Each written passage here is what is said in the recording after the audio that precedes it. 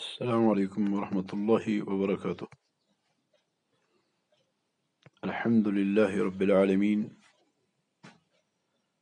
الصلاة والسلام على أشرف الأنبياء والمرسلين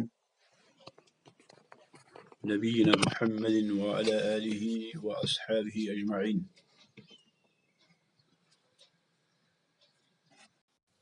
اللهم إنا نعوذ بك من علم لا ينفع ومن قلب لا يخشع ومن نفس لا تشبع ومن دعاء لا يستجاب لها. اللهم علمنا ما ينفعنا وانفعنا بما علمتنا وارزقنا علما ينفعنا. ربنا زدنا علما. ربنا تقبل منا إنك أنت السميع العليم.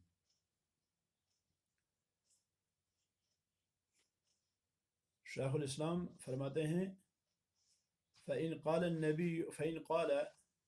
النبي صلى الله عليه وسلم أعطي الشفاعة وأنا أطلبه مما آتاه الله.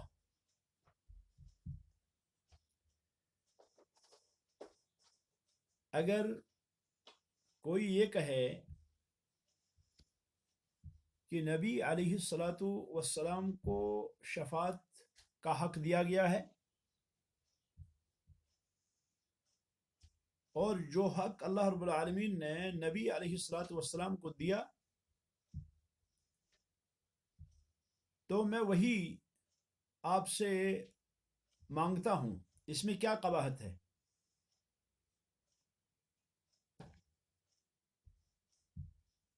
یعنی شفاعت کا حق اللہ نے دیا ہے نبی علیہ الصلاۃ والسلام کو،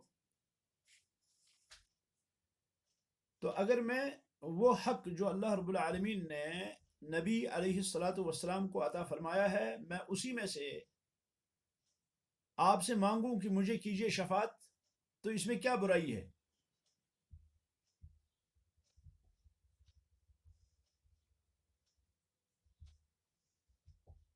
وہ مشرک جو رسول اللہ صلی اللہ علیہ وسلم سے دعا کرتا ہے، رسول اللہ صلی اللہ علیہ وسلم سے مانگتا ہے، وہی کہے کہ اللہ تعالیٰ نے محمد صلی اللہ علیہ وسلم کو شفاعت دی ہے، یہ تو آپ بھی مانتے ہیں، میں وہی شفاعت نبی علیہ الصلوۃ والسلام سے مانگتا ہوں، تو اس میں کیا قباحت ہے؟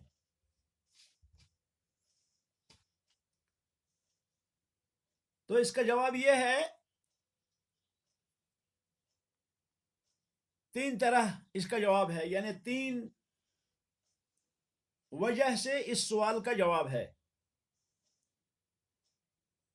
کہ میں تو وہ شفاعت مانگتا ہوں نبی علیہ الصلوۃ والسلام سے جو شفاعت اللہ رب العالمین نے نبی علیہ الصلوۃ والسلام کو عطا کی، تو ہم کہیں گے کہ اللہ تعالی نے نبی علیہ الصلوۃ والسلام کو شفاعت عطا فرمائی، لیکن آپ کو اس سے منع کیا۔ منع کہاں کیا؟ فقال فلا تدعوا مع اللہ احدا،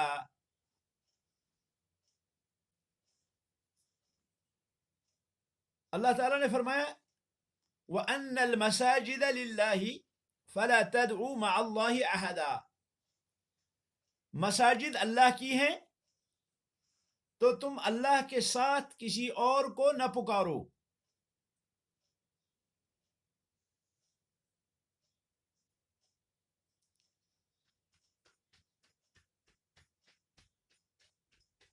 اب اگر آپ دعا کرتے ہیں اللہ سے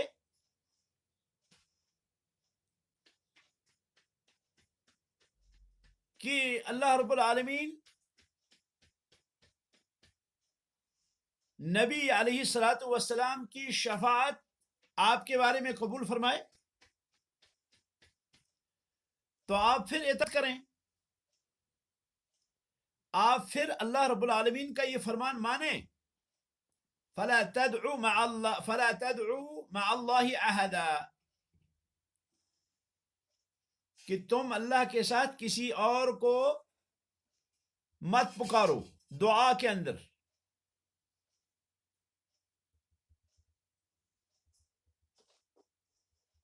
یہ پہلا جواب ہے اس شخص کا جو یہ کہے کہ اللہ نے تو نبی علیہ الصلوۃ والسلام کو شفاعت کا حق دیا ہے اور میں وہی شفاعت مانگتا ہوں،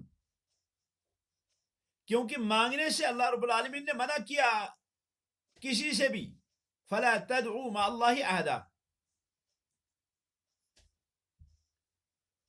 دوسرا جواب کہ اللہ سبحانہ و تعالی نے رسول اکرم صلی اللہ علیہ وسلم کو شفاعت عطا فرمائی ہے. اللہ رب العالمین نے رسول اکرم صلی اللہ علیہ وسلم کو شفاعت کا حق دیا ہے. آپ شافع ہیں علیہ الصلاۃ والسلام،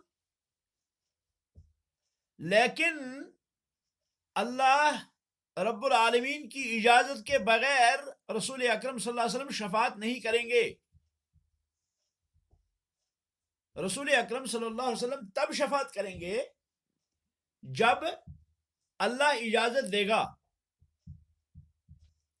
گویا کہ رسول اکرم صلی اللہ علیہ وسلم کا شفاعت کرنا جو ہے وہ مبنی ہے اللہ کی اجازت پر.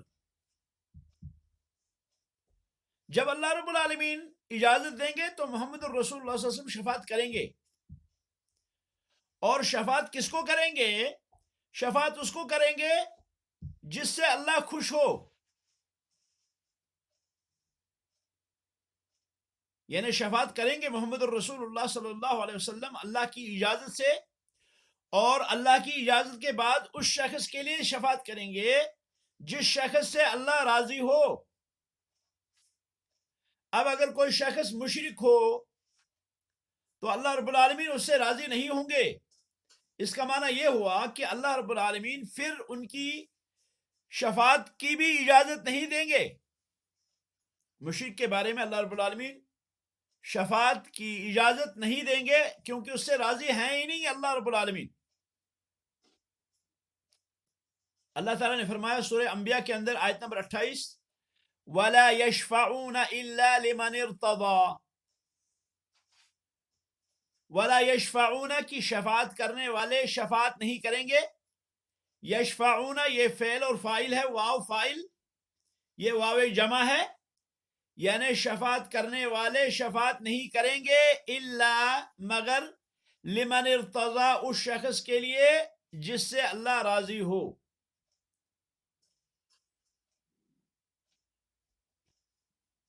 یہ جو سیاق ہے آیت کریمہ کا سیاق یہ بتاتا ہے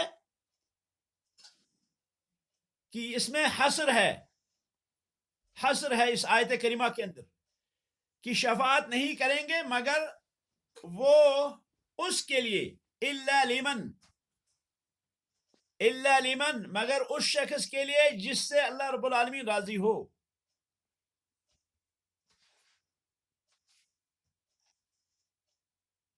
تو گو کہ دوسرا جواب یہ ہے کہ نبی علیہ الصلوۃ والسلام کو شفاعت تو دی گئی، شفاعت کا حق تو ہے، لیکن نبی علیہ الصلوۃ والسلام شفاعت کریں گے جب اللہ اجازت دیں گے. اور اجازت کے بعد اللہ رب العالمین اجازت کے بعد رسول اکرم صلی اللہ علیہ وسلم شفاعت اسی کے لیے کریں گے جس سے اللہ راضی ہو. تو مشرک سے تو اللہ رب العالمین راضی ہوگا ہی نہیں.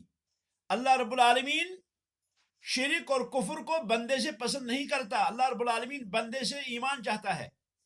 وَلَكِنَّ اللَّهَ حَبَّبَ إِلَيْكُمُ الْإِيمَانَ وَزَيَّنَهُ فِي قُلُوبِكُمْ وَكَرَّهَ إِلَيْكُمُ الْكُفْرَ وَالْفُسُوقَ وَالْعِصْيَانَ أُولَئِكَ هُمُ الرَّاشِدُونَ. وَلَكِنَّ اللَّهَ حَبَّبَ إِلَيْكُمُ الْإِيمَانَ اللہ رب العالمین نے ایمان کو تمہارے دلوں میں کیا ہے محبوب بنایا. وَزَيَّنَهُ فِي قُلُوبِكُمْ اور اللہ رب العالمین نے اسے تمہارے دلوں میں سجا دیا. وَكَرَّهَ إِلَيْكُمُ الْكُفْرَ وَالْفُسُوقَ وَالْعِصْيَانَ اور اللہ رب العالمین نے کفر، فسق اور عصیان کو ناپسند کیا تمہارے پاس. انصار کے بارے میں اللہ رب العالمین نے فرمایا أُولَئِكَ الَّذِينَ كَتَبَ اللَّهُ فِي قُلُوبِهِمُ الْإِيمَانَ وَأَيَّدَهُمْ بِرُوحٍ مِّنْهُ، اہل ایمان کے بارے میں، ان لوگوں کے بارے میں جو اللہ کی محبت کو، اللہ کے رسول کی محبت کو سب سے ترجیح دیتے ہیں، ان کے بارے میں اللہ رب العالمین نے فرمایا کہ اولئک کتب فی قلوبہم الایمان، یہ وہ لوگ ہیں کہ جن کے دلوں میں اللہ رب العالمین نے ایمان کو لکھ دیا ہے۔ وَأَيَّدَهُمْ بِرُوحٍ مِّنْهُ، اور پھر اپنی رحمت سے ان کی تائید کی۔ تو گویا کہ اللہ رب العالمین کفر پسند نہیں کرتا، اللہ رب العالمین شرک پسند نہیں کرتا، اللہ رب العالمین بدعات پسند نہیں کرتا، اللہ رب العالمین وہ چیز پسند نہیں کرتے جو اللہ رب العالمین نے محمد الرسول اللہ صلی اللہ علیہ وسلم کو عطا نہیں فرمائی۔ اللہ رب العالمین نے محمد الرسول اللہ صلی اللہ علیہ وسلم کو ہر وہ چیز عطا فرمائی جس میں بھلائی ہے، جس میں خیر ہے، اور جس میں خیر نہیں وہ نہیں عطا کی اللہ رب العالمین نے۔ تو گویا کہ جو مشرک ہوگا اس سے تو اللہ راضی ہے ہی نہیں، اس کے بارے میں اجازت کیسے دیں گے اللہ رب العالمین کی شفاعت کرنے کے لیے؟ کیونکہ اللہ فرماتے ہیں وَلَا يَشْفَعُونَ إِلَّا لِمَنِ ارْتَضَىٰ۔ تیسرا جواب اس سوال کا کہ بھئی ہم تو یہ شفاعت نبی علیہ السلام سے مانگتے ہیں، وہ شفاعت مانگتے ہیں جو اللہ رب العالمین نے نبی علیہ السلام کو حق دیا ہے، ہم اس سے مانگتے ہیں، اس لیے مانگتے ہیں۔ تو گو کہ اس کا تیسرا جواب کیا ہے؟ تیسرا جواب یہ ہے کہ اللہ تعالی نے شفاعت صرف محمد الرسول اللہ صلی اللہ علیہ وسلم کو عطا نہیں کی، بلکہ فرشتوں کو بھی شفاعت کرنے کا حق دیا اللہ رب العالمین نے۔ اسی طرح سے ان لوگوں کو بھی اللہ رب العالمین نے شفاعت کرنے کا حق دیا ہے جو نابالغ مر گئے، مومن کی اولاد، اور اسی طرح سے اولیاء اللہ کو بھی اللہ رب العالمین نے اجازت دی کہ وہ شفاعت کریں گے۔ ہمارا کیا مسئلہ ہے؟ بھئی اگر محمد صلی اللہ علیہ وسلم کے علاوہ، محمد الرسول اللہ صلی اللہ علیہ وسلم کے علاوہ فرشتے بھی، مرنے والے بچے بھی، نابالغ مرنے والے بچے بھی، اور اسی طرح سے اولیاء اللہ بھی شفاعت کریں گے، تو کیا آپ ان ساروں سے شفاعت مانگتے ہو؟ آپ فرشتوں سے مانگتے ہو کہ شفاعت کرو؟ آپ ان بچوں سے مانگتے ہو ہمیں شفاعت کرو؟ آپ اولیاء اللہ سے مانگتے ہو کہ ہمیں شفاعت کرو؟ اگر یہ کہتا ہے نہیں میں ان سے نہیں مانگتا، تو اس کا مطلب یہ ہوا کہ یہ ہار گیا، اس کی بات جو ہے وہ باطل ہو گئی۔ اور اگر یہ کہتا ہے ہاں میں ایسا کرتا ہوں، میں فرشتوں سے بھی شفاعت مانگتا ہوں، میں اولیاء سے بھی شفاعت مانگتا ہوں، میں ان بچوں سے بھی مانگتا ہوں، میں شہداء سے بھی مانگتا ہوں، میں علماء سے بھی مانگتا ہوں، میں ہر اس شخص سے شفاعت مانگتا ہوں جس کو اللہ رب العالمین نے شافع بنایا ہے۔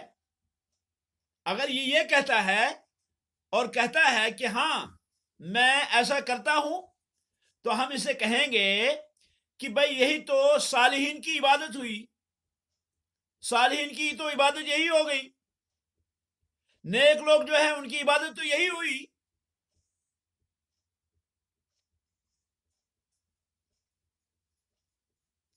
پھر ایک اور بات یہ بھی ہے کہ یہ مشرک جو نبی علیہ السلام سے شفاعت مانگتا ہے،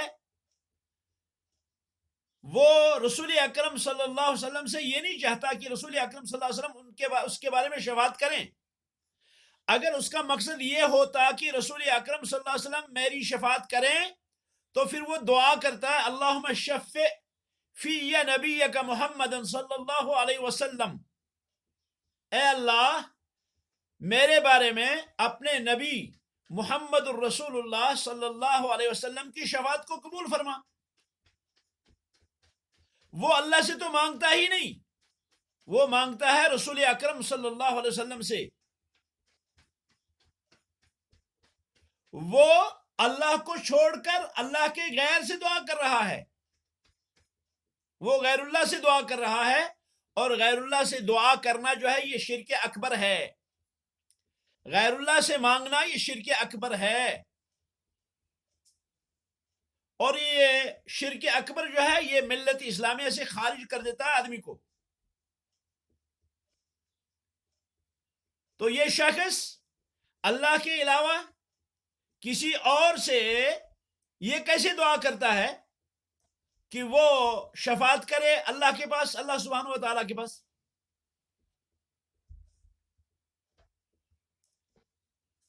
شیخ الاسلام فرماتے ہیں رحمۃ اللہ علیہ، فرماتے ہیں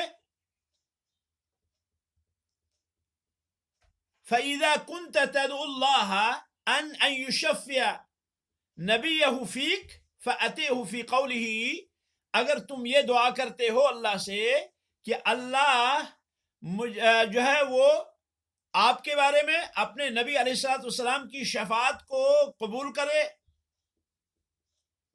نبی علیہ الصلوۃ والسلام کو اذن دے میرے بارے میں شفاعت کرنے کا، نبی علیہ الصلوۃ والسلام کو اجازت ملے میرے بارے میں شفاعت کرنے کا، تو آپ پھر اطاعت کریں۔ فی قولہ، اللہ کے اس فرمان میں، فلا تدعوا مع اللہ احدا، کہ تم اللہ کے ساتھ کسی اور کو مت پکارو۔ کہتے ہیں وَأَيْضًا، اور یہ بھی دوسرا جواب ہے، فَإِنَّ الشَّفَاعَةَ أُوتِيَهَا غَيْرُ النَّبِيِّ، کیونکہ شفاعت جو ہے یہ نبی علیہ السلام کے علاوہ دوسرے لوگوں کو بھی دی گئی۔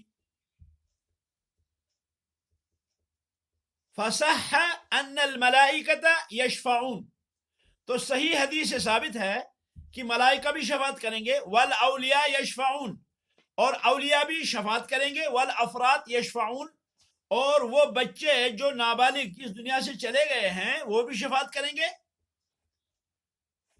أَتَقُولُ إِنَّ اللَّهَ آتَاهُمْ الشَّفَاعَةَ، کیا آپ وہاں بھی یہی کہتے ہیں کہ اللہ رب العالمین نے ان کو شفاعت دی ہے تو میں ان سے مانگوں، میں ان سے طلب کروں؟ حدیث صحیح ہے، جیسے کہ مسلم کی حدیث ہے، لمبی حدیث، اس حدیث میں یہ ہے کہ اللہ رب العالمین فرمائیں گے شفعت الملائکہ، شفعت الملائکۃ وشفع النبیون وشفع المؤمنون، کہ ملائکہ بھی شفاعت کریں گے اور انبیاء بھی شفاعت کریں گے اور مومنین بھی شفاعت کریں گے۔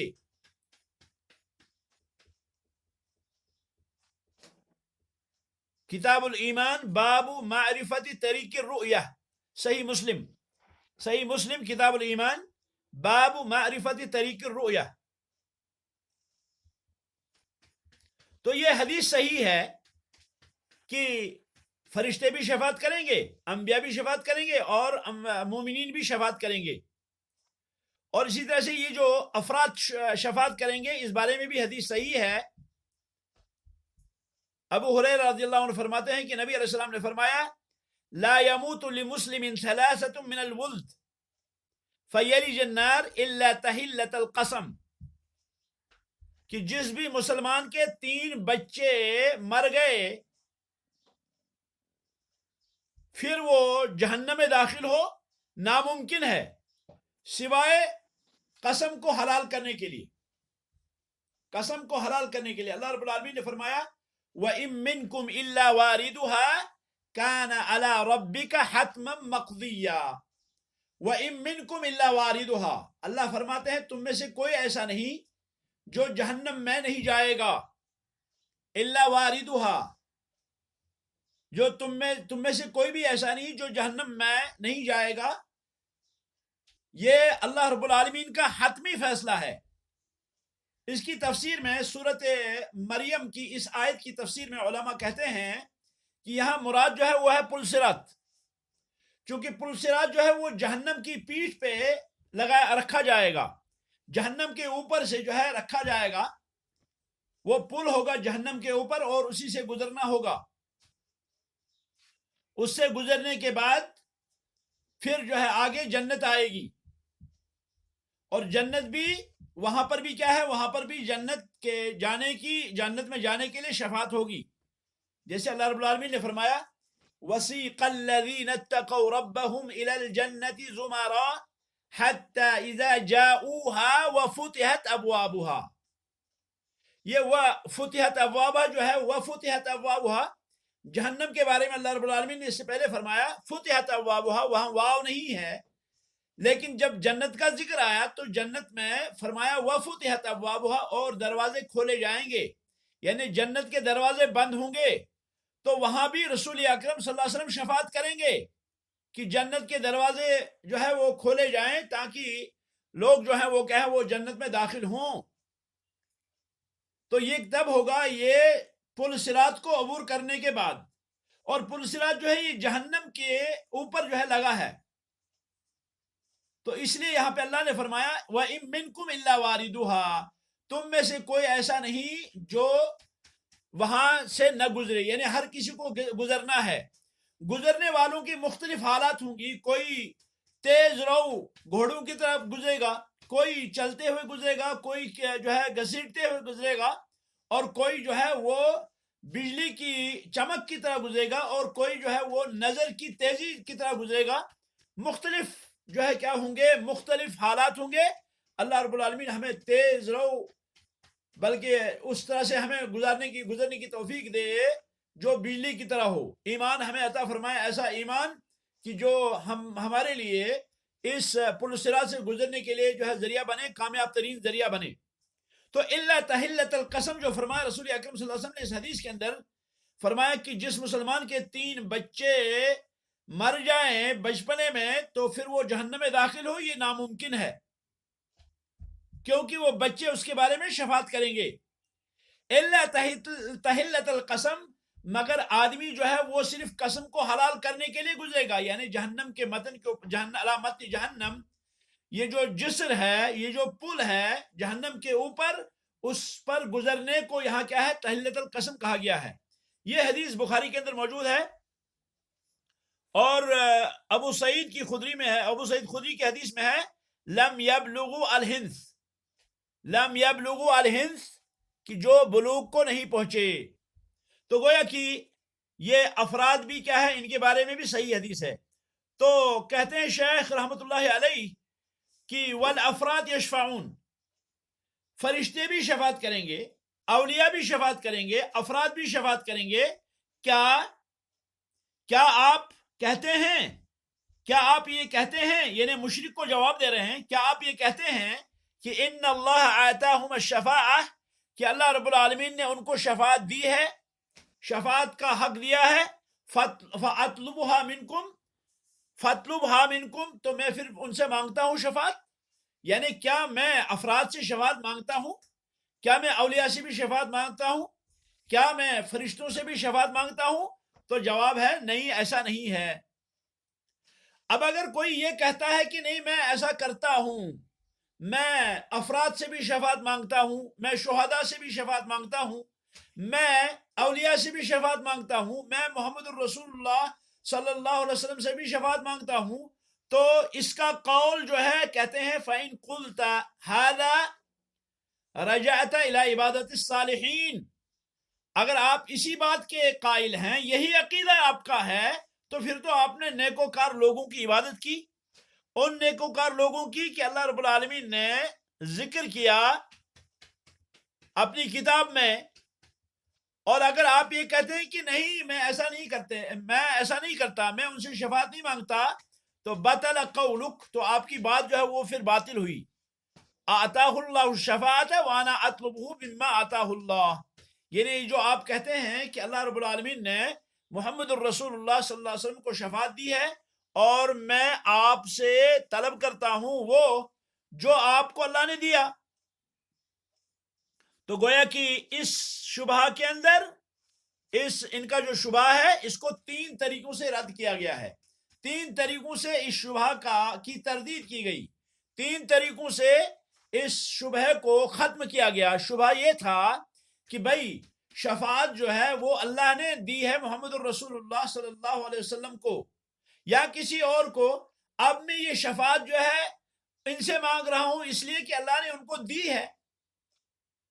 تو گویا کہ ہم نے پتہ چلا کہ یہ شفاعت اللہ نے تو دی ہے، اللہ رب العالمین نے ان کو شفیع المذنبین تو بنایا ہے، اللہ رب العالمین نے شفاعت کرنے والوں کو شفاعت کا حق دیا ہے، لیکن اس کی شروط ہیں. پہلی شرط اللہ کا اذن ہے، اللہ کا اذن ہے، اللہ کی اجازت.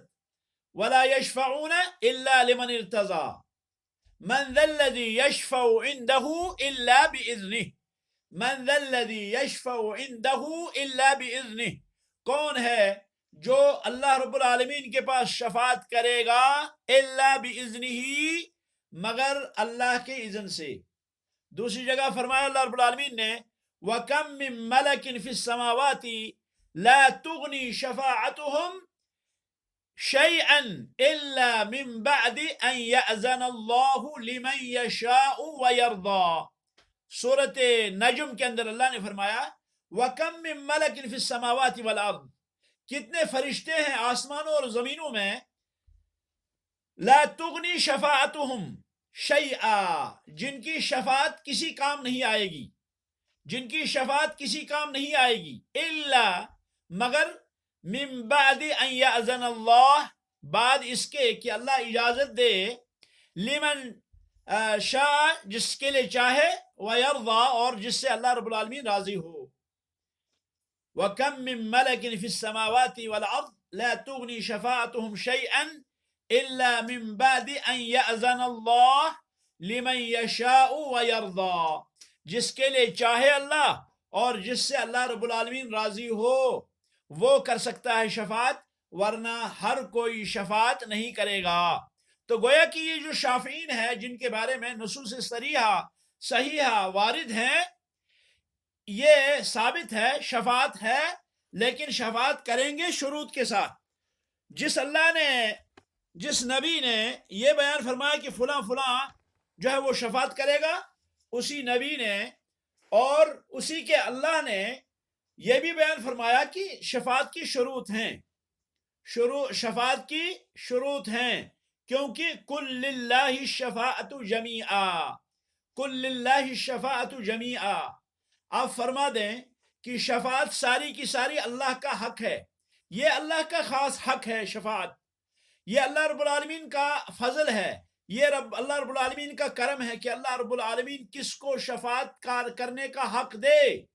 اسی لیے سورۃ مریم کے اندر جب اللہ رب العالمین نے ذکر فرمایا تو فرمایا اس کے بعد یعلم ما بین ایدیہم وما خلفہم ولا یحیطون بہ علما، یعلم ما بین ایدیہم وما خلفہم، اللہ رب العالمین ان کا سارا جانتا ہے، اللہ رب العالمین کو علم ہے کون ہے شفاعت کرنے کا حقدار، کون ہے شفاعت کرنے کا مستحق، کون ہے شفاعت کرنے کی طاقت کس کے اندر ہے، کس کے اندر کیپیسٹی ہے کہ وہ شفاعت کرے، کون ہے وہ، اللہ رب العالمین کے لیے کو اس کا علم ہے، اور اللہ رب العالمین کا علم سب پہ محیط ہے، کون شفاعت کر سکتا ہے کون نہیں کر سکتا، اللہ رب العالمین کو علم ہی ہے، اللہ رب العالمین جانتا ہے، یعلم ما بین ایدیہم وما خلفہم ولا یحیطون بہ علما، اور اللہ رب العالمین کا جو علم ہے وہ علم کے اعتبار سے کسی کو بھی احاطہ نہیں ہے، اللہ رب العالمین کا علم سب پہ وسیع ہے، اللہ رب العالمین ہر کسی کو جانتا ہے، اللہ رب العالمین جانتا ہے کون شفاعت کر سکتا ہے، کس کے اندر صلاحیت ہے شفاعت کرنے کی، اللہ رب العالمین یہ بھی جانتا ہے کہ کس کے بارے میں شفاعت ہوگی، یہ بھی اللہ رب العالمین کو علم ہے، اس پر بھی اللہ رب العالمین اس سے بھی آگاہ ہے۔ تو گو کہ یہ شبہ کہنا کہ بھئی یہ تو اللہ نے ان کو دیا ہے اور پھر جو ہے کیا میں کیا غلط کرتا ہوں، میں ان سے شفاعت مانگتا ہوں، تو یہ صحیح نہیں ہے، کیونکہ مانگنا جو ہے وہ اللہ سے ہے۔ اللہ رب العالمین نے فرمایا وَأَنَّ الْمَسَاجِدَ لِلَّهِ فَلَا تَدْعُوا مَعَ اللَّهِ أَحَدًا، وَأَنَّ الْمَسَاجِدَ لِلَّهِ فَلَا تَدْعُوا مَعَ اللَّهِ أَحَدًا، مساجد اللہ کے لیے ہیں تو تم اللہ کے علاوہ کسی اور کو نہ پکارو، اللہ کے علاوہ اللہ کے ساتھ کسی اور کو نہ پکارو، بلکہ صرف اللہ کو پکارو۔ مساجد کی تفسیر میں علماء کہتے ہیں مساجد کی دو تفسیریں کی گئی ہیں، ایک تو مساجد جمع مسجد، مسجد کی جمع یعنی جہاں پہ سجدہ کیا جاتا ہے اس کو مسجد کہتے ہیں، اور اسی کی جمع مساجد، اور دوسرا جو ہے سجدہ کرنے کے آلات، سجدہ کرنے کے آلات، جن آلات سے آدمی سجدہ کرتا ہے وہ جو ہے کیا ہے، اس سے وہ جو ہے وہ مراد ہے مساجد سے، یعنی انسان کے اعضاء، انسان کے جوارح، یا انسان کے دل، انسان کی زبان وغیرہ جس سے آدمی سجدہ کرتا ہے، چہرہ وغیرہ، یہ ساری چیزیں۔ نبی علیہ الصلوۃ والسلام سجدہ کرتے تھے اور فرماتے تھے اللہم لک سجدت وبک آمنت وعلیک توکلت، اللہم لک سجدت، الہی میں نے تیرے سامنے سجدہ کیا، وَبِكَ آمَنْتُ اور میں نے آپ پر ایمان لایا، میں نے آپ پر ایمان لایا اور میں نے سجدہ کیا آپ کو، وَعَلَيْكَ تَوَكَّلْتُ اور میں نے تجھ ہی پر جو ہے توکل کیا، میں نے تجھ ہی پر اعتماد کیا، میں نے تجھ ہی پر جو ہے توکل کیا، اعتماد کامل کیا۔ اور یہ جو علیہ کا توکل تو یہ شامل ہے اسباب کے اختیار کرنے کو بھی، یعنی توکل تب ہوگا جب آدمی اسباب اپنائے گا۔ اگر اسباب کے اپنائے بغیر کوئی شخص توکل کرتا ہے تو اس کو علماء کہتے ہیں یہ توکل ہے، یہ توکل نہیں ہے۔ توکل تب ہے کہ آپ کیا کریں، آپ اسباب اور وسائل کو اختیار کریں اور پھر اللہ پہ چھوڑیں، اسباب پہ اعتماد نہیں، وسائل پہ اعتماد نہیں، بلکہ اعتماد جو ہے وہ مسبب پر۔ مسبب کون ہے؟ مسبب ہے اللہ رب العالمین، مسبب ہے اللہ رب العالمین۔ مسبب پر ہم اعتماد نہیں کریں گے، بلکہ ہم اعتماد جو کریں گے وہ مسبب پر، کہ اللہ رب العالمین چاہے تو ان چیزوں کے اندر، ان وسائل اور اسباب میں وہ تاثیر دے کہ وہ کام کریں، اور اللہ رب العالمین نہ چاہے تو ان اسباب کو بیکار کر دے۔ جیسے بعض دفعہ ہوتا ہے کہ آدمی کیا ہے، بیمار ہے، بہت زیادہ بیمار ہے، لیکن وہ کیا ہے، وہ دوا استعمال کرتا ہے۔ اب دوا کا استعمال کرنا یہ جائز ہے، بلکہ اس کا حکم ہے۔ نبی علیہ السلام نے فرمایا تداؤ دوا کرو، تو گویا کہ دوا کرنا یہ سبب ہے۔ لیکن کبھی آدمی ایسا ہوتا ہے کہ کبھی آدمی دوا لیتا ہے لیکن دوا لینے کے بعد بھی وہ ٹھیک نہیں ہوتا، بلکہ بیماری جوں کی توں رہتی ہے۔ تو مطلب کیا ہوا، اس نے تو اسباب اختیار کیے تھے، اس نے وسائل تو اختیار کیے تھے، لیکن اسباب اور وسائل کو اختیار کرنے کے باوجود بھی ان اسباب اور وسائل میں اللہ رب العالمین نے تاثیر نہیں دی۔ نتیجہ کیا نکلا؟ نتیجہ یہ نکلا کہ یہ شخص جو ہے وہ رہ گیا، یہ شخص شفا یاب ہونے سے رہ گیا۔ تو گویا کہ توکل میں یہ چیز شامل ہے۔ توکل میں کیا ہے؟ ایک تو اعتماد کلی اللہ رب العالمین پر، اور پھر اسباب اور وسائل کو اختیار کرنا، کیونکہ اسباب اور وسائل کو اختیار کرنا یہ واجب ہے، یہ واجبات میں سے ہے، یہ توکل کے واجبات میں سے ہے۔ یعنی پہلے ہمیں اسباب اختیار کرنے ہیں، پھر ہمیں توکل کرنا ہے اللہ رب العالمین پر۔ تو گو کہ یہ جو ہے کیا ہے، یہ عبادت ہے، یہ عظیم عبادت ہے توکل کرنا، یہ جو ہے اعتماد کلی ہے اللہ رب العالمین پر۔ تو فرماتے تھے نبی علیہ السلام اللہم لک سجدت وبک آمنت وعلیک توکلت۔ یہ جو ایمان اور توکل ساتھ میں ذکر کیا، یہ بھی بہت جو ہے جس کو آپ کہیں گے ایک بہت بڑا نقطہ ہے کہ توکل کون کرے گا؟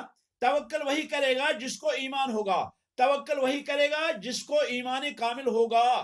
اسی لیے اللہ رب العالمین نے فرمایا وَعَلَيْهِ فَتَوَكَّلُوا إِن كُنتُم مُؤْمِنِينَ، وَعَلَيْهِ فَتَوَكَّلُوا إِن كُنتُم مُؤْمِنِينَ، کہ تم اسی پہ توکل کرو اگر تم مومن ہو۔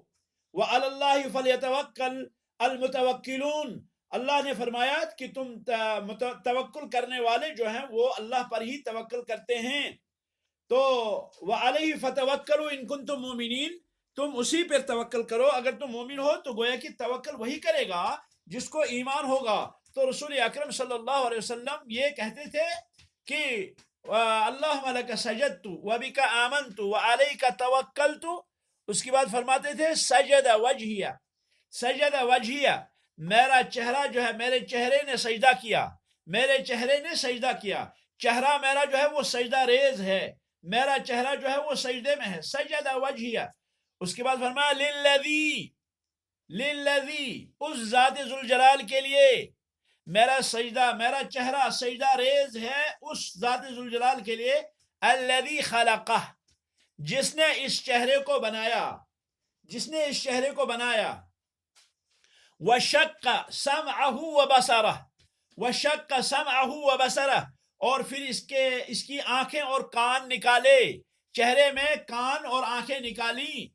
جس اللہ نے یہ چیزیں نکالی اس اللہ کے لیے میں سجدہ کر رہا ہوں جس نے اس چہرے کو پیدا کیا۔ وشق سمعہ وبصرہ، اور پھر اس کی آنکھیں اور اس کی نگاہیں، اس کی آنکھیں اور اس کے کان نکالے۔ بحولہ، اپنی قوت سے، بحولہ و قوتہ، اپنی قوت سے، تبارک اللہ احسن الخالقین، بابرکت ہے اللہ جو پیدا کرنے والوں میں سب سے اچھا ہے، سب سے اچھا ہے پیدا کرنے والا اللہ بنانے والوں میں سب سے اچھا بنانے والا ہے اللہ رب العالمین۔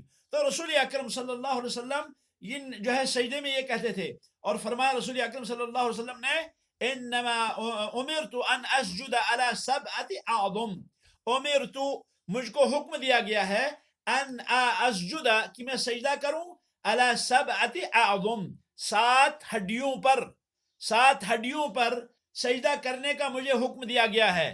پھر آپ نے شمار کیا دونوں پاؤں، دونوں گھٹنے، دونوں ہاتھ اور چہرہ۔ تو یہ جو ہے کیا ہے، یہ 7 اعضاء ہیں، یہ کیا ہیں، یہ مساجد سے مراد یہ بھی ہیں۔ تو گویا کہ وَأَنَّ الْمَسَاجِدَ لِلَّهِ، کہ مساجد جو ہیں یہ اللہ ہی کے لیے ہیں، آپ جس زمین پہ جھک رہے ہیں وہ زمین بھی اللہ ہی کے لیے، اور جو آپ جھکا رہے ہیں وہ بھی اللہ ہی کے لیے۔ تو فَلَا تَدْعُوا مَعَ اللَّهِ أَحَدًا، پس تم اللہ کے ساتھ کسی اور کو مت پکارو۔ بلکہ دوسری جگہ اللہ رب العالمین نے فرمایا وَمَن يَدْعُ مَعَ اللَّهِ إِلَٰهًا آخَرَ، وَمَن يَدْعُ، سورہ مومنون، وَمَن يَدْعُ مَعَ اللَّهِ إِلَٰهًا آخَرَ، جو دعا کرتا ہے اللہ کے ساتھ، جو پکارتا ہے اللہ کے ساتھ، إِلَٰهًا آخَرَ، کسی دوسرے معبود کو، لا برہان لہ بہ، جس پر کوئی دلیل نہیں ہے، جس کو پکارنے کی کوئی دلیل نہیں ہے، تو کیا فرمایا وَمَن يَدْعُ مَعَ اللَّهِ إِلَٰهًا آخَرَ لَا بُرْهَانَ لَهُ بِهِ فَإِنَّمَا حِسَابُهُ عِندَ رَبِّهِ، بس بے شک کہ اس کا حساب جو ہے وہ اس کے رب کے پاس ہے۔ جو عبادت کے قابل ہے ہی نہیں، جس کی عبادت جائز ہی نہیں، جس کی عبادت حرام ہے، اس کو کیا کرتا ہے، عبادت کرتا ہے، اور پھر کیا ہے، اس لیے کیا ہوگا، اس کا حساب اللہ رب العالمین کے پاس ہوگا۔ اللہ رب العالمین جانتا ہے کون میرے لیے جھکتا ہے اور کون میرے غیر کے لیے جھکتا ہے۔ اللہ رب العالمین جانتا ہے کہ کون میرے لیے جھکا اور کون میرے لیے نہیں جھکا، اسی لیے فرمایا فَإِنَّمَا حِسَابُهُ عِندَ رَبِّهِ إِنَّهُ لَا يُفْلِحُ الْكَافِرُونَ، بے شک کہ اللہ رب العالمین کافروں کو کامیاب نہیں کرتا۔ اللہ کے علاوہ ہر کسی کو دعا کرنا حرام ہے، اللہ کے علاوہ ہر کسی کی عبادت کرنا حرام ہے، اللہ کے علاوہ کسی کی بھی عبادت کرنا درست نہیں ہے، چاہے پیغمبر ہو، چاہے اولیاء ہوں، چاہے صالحین ہوں، چاہے ملائکہ ہوں، چاہے افراد ہوں، جو بھی ہو کائنات کے اندر اللہ رب العالمین کے علاوہ عبادت کسی اور کے لیے کرنا یہ جو ہے حرام ہے۔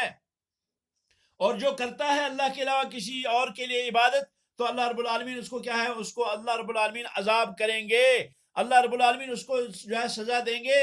چاہے کوئی شخص عیسیٰ کی عبادت کرے، چاہے کوئی شخص موسیٰ کی عبادت کرے، چاہے کوئی شخص کسی ولی کی عبادت کرے، چاہے کوئی شخص کسی پیغمبر کی کرے، اللہ رب العالمین کو یہ قطعاً پسند نہیں۔ جبکہ اطاعت کے باب میں، جبکہ فرما برداری کے باب میں، محبت کے باب میں یہ سارے شریک ہیں، اس اعتبار سے کہ ان سے بھی محبت کرنا جائز ہے، ان کی اطاعت کرنا بھی جائز ہے، ان کی اتباع کرنا جائز ہے، ان کی بات کو ماننا جائز ہے، لیکن جہاں تک عبادت کا تعلق ہے تو عبادت میں اللہ رب العالمین منفرد ہے۔ اور یہ شفاعت جو ہے، شفاعت بھی صرف اللہ کا حق ہے، اللہ کے اس حق میں ڈاکہ ڈالنا یہ جائز نہیں، اللہ کے علاوہ کسی اور سے یہ شفاعت مانگنا یہ حرام ہے۔ اس کی دلیل کیا ہے؟ ایک تو آیت ہے قُلْ لِلَّهِ الشَّفَاعَةُ جَمِيعًا، کہ شفاعت جو ہے یہ اللہ ہی کی ہے، اور پھر ہے وَأَنَّ الْمَسَاجِدَ لِلَّهِ فَلَا تَدْعُوا مَعَ اللَّهِ أَحَدًا، هذا وصلى الله وسلم على خير خلق محمد وعلى آله وأصحابه أجمعين، سبحانك اللهم وبحمدك أشهد أن لا إله إلا الله أستغفرك وأتوب إليك، والسلام علیکم ورحمۃ اللہ وبرکاتہ۔ انشاءاللہ اگلی دفعہ جو ہے وہ دوسرا شبہ لیں گے اور اس کا جواب دیں گے۔ والسلام علیکم ورحمۃ اللہ وبرکاتہ۔